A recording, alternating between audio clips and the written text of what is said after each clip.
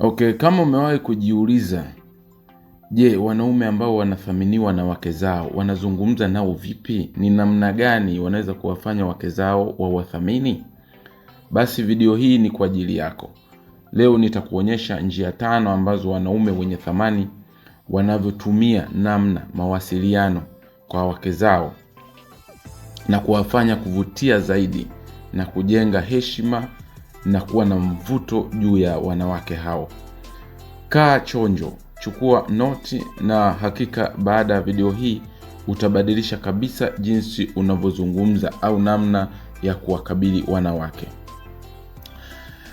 Njia ya kwanza ni kujithamini. Wanaume wenye thamani wanajua thamani yao. Hawazidishi au kupunguza thamani yao kwa kujaribu kuvutia kila mtu. Wanaongea bila uoga na kwa ujasiri na heshima.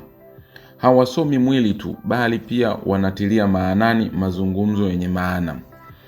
Mfano, badala ya kusema nataka nikuone kila wakati, mwanaume mwenye thamani anasema napenda muda tunaopata pamoja, lakini pia ninathamini maisha yangu binafsi.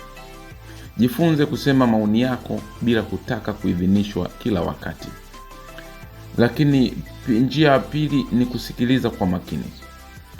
Wanaume wenye thamani wanajua kuwa maneno ni nguvu, lakini pia ni muhimu kusikiliza. Wanatoa hisia na maoni yao baada ya kumsikiliza mwakilishi.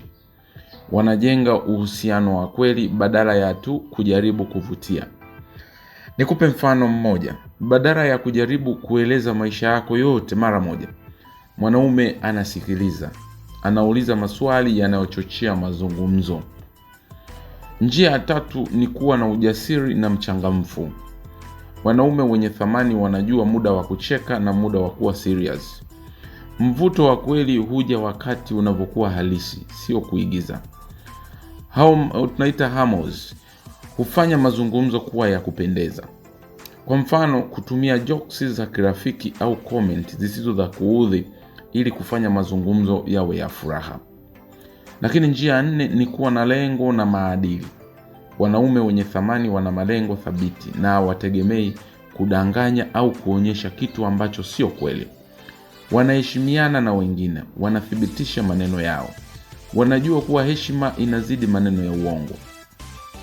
Kwa mfano, anaweza kusema sina interest ya relationship sasa, lakini ningependa tu kuendelea kuzungumza na wewe kwa urafiki.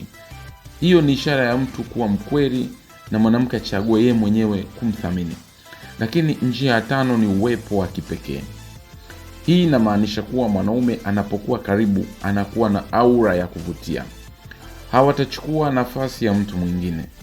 Ana umakini wa kweli, mazungumzo yake yanakuwa ya kipekee. Kumbuka hizi njia 5 kwa umakini. Kwa maana kujithamini, kusikiliza kwa kina, kuwa mwepesi na mchangamfu, kuwa na lengo na maadili, lakini pia uwepo wa kipekee. Zijumuishe katika maisha yako na utaona tofauti kubwa katika jinsi wanawake wanavyokushughulikia wewe. Kama umependa video hii, basi subscribe kwenye channel, like na comment, niambie ni njia gani unapenda kutumia zaidi. Lakini pia share kwa rafiki yako ambaye ungependa awe na mvuto zaidi kwa mke wake. Mimi nasema asante kwa kusikiliza, tutakutana kwenye video ijayo.